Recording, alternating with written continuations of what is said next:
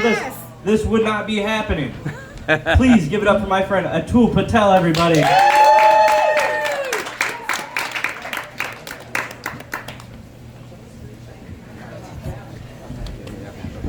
Oh, all right. Thanks, everybody. I know you guys had choices tonight. You could have been at the Melania documentary movie. But thank you from the bottom of my heart for coming out to see live comedy.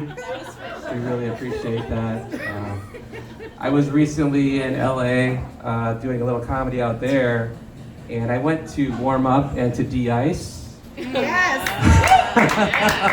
Worked out pretty well. Then I landed at the airport, and there were reports that ICE was going to check everybody coming off the airplane. And I was like, what should I say, you know? Like, I'm a U.S. citizen. Why the fuck should I have to show my passport, you know, just because I'm brown, whatever. It's kind of annoying. But they weren't there, so that was good. But no, I was born in India, and I came to the U.S. when I was 4 months old. And I had an accent. But I've lost it recently just to make myself more ice-proof. I changed that joke from what it used to be. You want to hear the original version of the joke? It's funnier. So I came to the U.S. when I was 4 months old. That's when I lost my accent. I can still do one, but I do not use it unless it is absolutely necessary. Like when I want the tech support guys to understand me. I know which one I'm sticking with. But no, I moved to Minnesota because I have an affinity for passive-aggressive people. And my favorite color is white. That's for the snow and ice, of course. And I can say that joke. I know people get a little uptight about it, but I can say it because I've done a 100-mile bike ride. I have, I'm really too much loving beer and cheese, so I think I qualify there. And I realize that people in the area are about 10% non-white, 70% white, and 20% whiter. Those are the people who go ice fishing. Do we have any whiter people in the audience? Do you ice fish? No? Okay, sorry. I thought you might be a candidate. Yeah, and then I travel quite a bit, and I realize that the whiter a city is, the better a dancer people there think I am.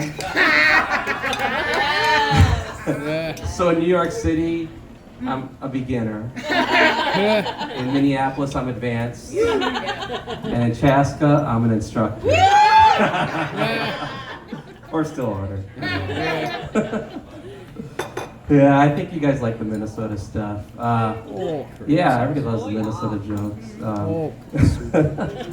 But no, I started doing comedy a long time ago because I wasn't getting enough applause in my day job. Yeah. Like those presentations just weren't pulling in the applause. But what happened is I realized that I was funny at college parties. So I would write down all my jokes on a document called funny.doc. Before the X, before smartphones. And then I did a comedic speech when I lived in Detroit for Indian professionals, and my friend Renita, she's like, I thought I'd have to laugh to be polite, but you're actually kind of funny. And that was very motivating. And then I moved, sad but true. Then I moved to the area here and I watched a lot of open mics, and I was thinking, I could be funnier than some of those people, you know? So I started doing an open mic and did some contests, but I was kind of pissed because the judges knew some of the contestants, and so I quit. I was just kind of pissed off. But then I decided to sign up 2 years later for the Acme Funniest Person contest. Yeah. And I put together my set in a week, and I won the first round. And I got second place in the semifinals. It's like, oh shit. And then I made it to the finals on points, and I got fourth place. Which is amazing. Yeah, thank you. So then I realized maybe I'm kind of funny, and then I did it again 2 years later, and I thought maybe that's the top I'm gonna reach. So I decided to try to do it professionally and get paid very little doing comedy. That's how I'm doing my effort to defund ICE. I make so little money that I don't pay any tax. Good strategy, because I lost my day job a year ago. Yeah, so that's all true. But I'm getting older because I'm still alive. Yeah. Anybody else getting older? Yeah. But it's hard because I turned 54 not too long ago, and I'm getting tired of celebrating my birthday. You know, like I don't even see the point anymore. But I'm not that tired of having birthdays. Like I still want to have them for the foreseeable future. Yeah. So that means I'm not suicidal. And like, you know, you gain weight as you get older, right? So like just the other day, I gained 5 pounds because I ate a 5-pound bag of M&Ms. I'm kidding. Must be the metabolism. That's my corniest joke. And you know you're getting older when you realize your favorite shirt is 20 years old. Anybody else been through that? Yeah. Oh, you know. yeah. Yeah, that's when you know you're getting old. And I'd come up with creative ways to injure myself. Yep. It's another sign of getting older. Like once I scooched my chair this way and I tweaked my back. Yep. I think I looked over my shoulder too hard to merge onto the highway like people in Minnesota don't do. And I hurt my neck. Those are 2 stories. And then if you go to the doctor, by the time you get an appointment, you're either going to be dead or healed by then. It's kind of annoying. But that's a different issue. And, you know, I wake up to drink coffee sometimes because I don't have a day job. Like, I look forward to that coffee to get out of bed. But sometimes coffee doesn't work. You know, like when I drive, I get tired sometimes. And I figured out a solution to keep from falling asleep while I drive. I text. It works out very well. I know I shouldn't, but everybody does it, and I try to be safe about it. But it's not the texting and that driving that's going to kill me. It's the fixing of the grammar, spelling, and punctuation that's going to kill me. I think you guys have been there, right? Should I tell you my heart attack story? Yeah. So, Indian people, we get heart attacks. Let's just put it that way. I was mountain biking like 3.5 years ago at Lebanon Hills. I did the intermediate loop. I was fine, 50 degrees. I thought, let me do the easy loop and to round out my workout. And then I'm riding back to my car, and all of a sudden I felt like tightness in the center of my chest. Like, you know, if you run in the cold and it's cold air and it feels like, you know, you're having some pain there. But it was a little worse than that. And then I put my bike in the car, and then I started sweating. And I'm like, do I hit the OnStar button? I knew from there, because of the family history, that I was having a heart attack. So I'm like, do I hit the OnStar button, or do I drive to the hospital, which is 10 minutes away, because it'll take longer for the ambulance to come get me and go back, because I have an engineer's mind. I used to be an engineer. So I get in my car, I drive there, I start feeling a little queasy, missed my turn, U-turn, got into the parking lot, parked, walked in. There's a lady and her mother and her baby standing in line to check in at the ER. I said, excuse me, can I cut in front of you? I think I'm having a heart attack. And they're like, yeah, go right ahead. Which is nice. But then I got to the desk and I checked in with the lady, and she said, okay, we got your information, just have a seat, we'll get back to you. I swear to God, do we have any nurses or medical people in the audience? I know that that's not the right thing to do. So I sat down for half a second, and I'm like, wait a second. So I go back up to the desk, talk to the other lady. I said, I think I'm having a heart attack. I could die. And this lady told me to wait. So this lady took me back, the other lady took me back, and they gave me nitroglycerin. Then they took me to Edina for the better cardiac care. And here I was, all drugged up, but still conscious. And I went to ventricular tachycardia, VT. And they're like, okay, we're going to have to defibrillate you. It's going to be uncomfortable. And they shocked me, and I yelled out, fuck! And I don't swear much. It was like getting hit by a bus and struck by lightning at the same time. I don't recommend it. Well, so that was traumatic. And then I get to the ER operating table, and it happened again. But at least this time I think it was a little lower voltage, so it was a little bit better. The surgery was easy. Like, I was joking with the doctor, you know, watching my stents get put in. But, you know, it's all good because I survived and I'm still here. 90% of what it would be. Otherwise, it wouldn't be a comedy show here. But the great thing is that we do get a family discount on blood pressure, cholesterol, and other statin medicines too. So that's a good thing. So that's my heart attack story. Do not get defibrillated when you're conscious. That's the moral of the story. So take your statins preventatively, please. But parents, Can't live with them, don't exist without them. Am I right? Anybody else got parents? You got parents, fam? That's good. Just checking. Oh, but no, my mom is really cool. She's really sweet and nice, and we call her Micro Mom because she's 4'9", literally, and she can cook anything in the microwave. Rice, baked potatoes, scrambled eggs. I can do it too. Might be genetic, I'm not sure. But no, when we get into these food fights when I go visit her in Cleveland because she has this obsession with feeding me. That's what Indian moms do. And it's to the point where I have a separate suitcase full of food. And I don't want her to do too much, so I'm not the one. Don't blame me for like making her do all the work. I tell her no, you know. And we get into these food fights, like, because she just keeps putting more and more food, you know. She's not throwing food at me. I'm like, Mom, it's my stomach, my choice. What are you doing? But no, and the other thing is she's all into the containers because she needs to send food back, right? So she's obsessed with her container collection. I think she only has lids for 30% of them. And she prays for the safe return of the other 70%. It's in Sanskrit, but I can tell. Good, I'm glad you guys like my mom. She's really cool. If you come over, she'll feed you very well. But no, she's made me allergic to like unsolicited advice, because that's what Indian moms do. I think Jewish moms do that too. We have a lot in common, our cultures. But she's even given me dating advice, and she's never dated, because she was in an arranged marriage. And then she's giving me stand-up comedy advice, which is great. Those Hindi jokes don't translate very well. It's English.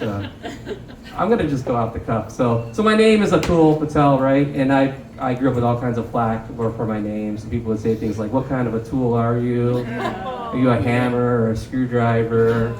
And then even when people try to say it right, they say it wrong. So I've been called everything from O'Toole, like I'm Irish or something.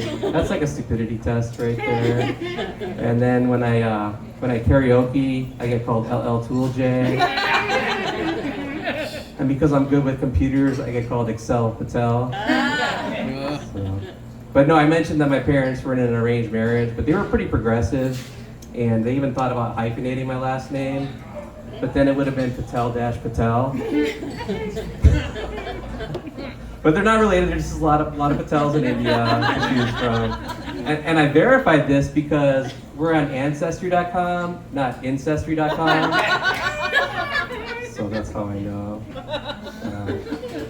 But no, dating's rough these days. It turns out that my aura is on the spectrum. It's ultraviolet because most women don't see me. That's a nerdy joke too, if you guys know the spectrum. You know, but it's rough because we don't have the benefit of those acronyms like women do, like BBW for big beautiful woman. Like I think guys should get SHM for scrawny handsome man. And women get to call themselves strong independent women. Well, I want to be a weak dependent man. It's only fair, right? And I'm 6'4" in Indian inches. But apparently that's not good enough these days, you know? Like, women just want tall guys, but just because you're taller doesn't mean you can protect a woman any better than a woman with big breasts can feed a guy any better. That's a controversial stretch. I have more controversial dating jokes, but I'm holding back today. Because I want you guys to like me. But no, it's tough because, you know, there's 1.4 billion Indian people on the planet, so us Indian guys got to be doing something right. Well, we don't get any credit for that. But what really ruins it is Chad GPT. You know, he's all tall and muscular and angular features because he really gets those pussies tingling. Get it, GPT? Oh my gosh. Maybe I didn't tell it the best. But then it's derogatory because they call us short kings. I think that gives us the right to call them pudgy princesses. Oh, you guys don't like that. But do you call people short kings? Maybe. That's all right. But I do have some rules for dating. I tend to date older women because I already know what they'll look like when they get older. And I date divorced women because at least I know somebody wanted to marry them. And it gets worse. Just alimony helps pay for dates. That's nice. Hey, I'm a feminist. I'm progressive. I let them pay too. And I'm a big fan of interracial dating too, because when I'm intimate with a woman, I'm never reminded of anybody I'm related to. I was with a woman once who reminded me of a childhood friend, a friend who was a boy, and it just kind of irked me. I couldn't get past it. It wasn't her fault. But no, my mom still wants me to get married even though I'm old. And her requirements before were like, Indian, from a good family with a good education and a good job. And now she'll be happy as long as she's female and preferably straight. So it's really been relaxed, which is nice. But I don't want to get married because there are no songs about getting married, right? There's songs about falling in love, songs about wanting to get married. But there's no songs like, hey, sexy boy, you mow the lawn with such straight lines. Or, hey, mama, you iron my shirt so well. I like how you look when you bend over, putting the baby seat in the back of the minivan. That's not a real song. And that's why I'm not married. And other reasons. Let's see. But I'm philosophically allergic to meat. That's why I'm vegetarian. That's kind of a nerdy joke too. But I always hear it from both the vegans and the anti-vegetarians. It's kind of caught in the middle. And people always say things like, you need meat to be healthy and survive. Well, if that were true, then I wouldn't exist, because as far back as our generations go, we've been vegetarian. They didn't even eat eggs, they only ate dairy. And so it's kind of funny. And then they think like vegetarians are all skinny and weak. But I have a vegetarian friend who's huge. I mean, he can kick all your asses. He's an elephant, so I only get to see him at the zoo. But some people like dogs. I like elephants. So that's a corny one. But no, it's frustrating too because people assume you're on a diet when you're vegetarian. If I get a veggie burger, they always give you salad on the side. Well, I want fries with that, damn it. I'm obviously not on a diet, although I should be. It is hard to avoid meat though. I was in Japan and I got a chunk of eggplant that I thought was eggplant, but it was some kind of nasty fish seafood, and I had to spit it out in my napkin at a business dinner. And then I bought cheese curls, and they tasted funny, and they had shrimp paste in them, and potato chips that had fish sauce in it. Oh, it's disgusting, because I never liked seafood when I ate meat. And who thought of the whole concept of clamato? You know what I'm talking about? Clam juice and tomato juice? That's just crazy. You might as well mix beef and apple juice and call it beeple. Or grape juice and chicken and call it gricken. That's my personal favorite. Let's see. I'll end with these. There's a lot going on with etiquette, you don't know what to do in the real world. Well, if you're a guy and you go to the bathroom and the urinal, and there's a guy standing next to you, you never know what to say to the guy. I realize that the only appropriate thing to say is nice shoes. Gotta think about that. You definitely don't want to say, what religion are you again?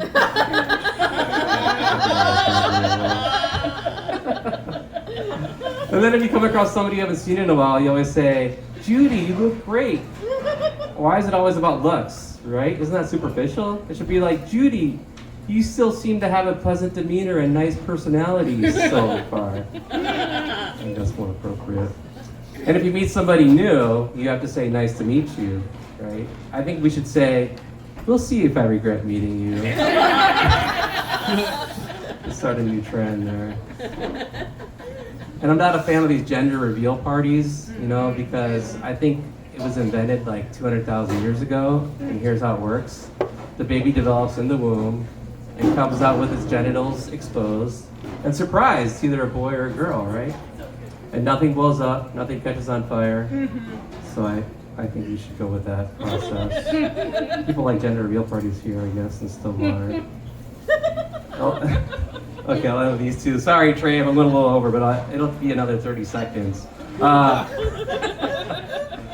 but it's funny when you watch movies with your parents or that generation, it can be embarrassing sometimes. when they show certain things. So I think we need a movie rating system. So E for embarrassing, right? And then B for better leave the room. And then NT8, which means you can't talk to them or look them in the eye for 8 hours. It's kind of bad, but you just hope they learn something. Right? And then along with this, I had a flight, when I went to Japan, I had to fly back naturally. And I was sitting next to this young guy. He was in his 20s, and he kept falling asleep, letting his head flop over onto my shoulder. And at one point it happened for like many minutes, and I didn't know what to do. I'm like, he'd be mad if I wake him up because he was sleeping, right? But he might be mad at me if I don't wake him up because he didn't want me resting his head on my shoulder. And I definitely didn't want him to think I enjoyed it. But I did, because he was like the son I never had. So, and he's in my will now, so everything's great. All right, thanks for everybody. My name's Atul Patel.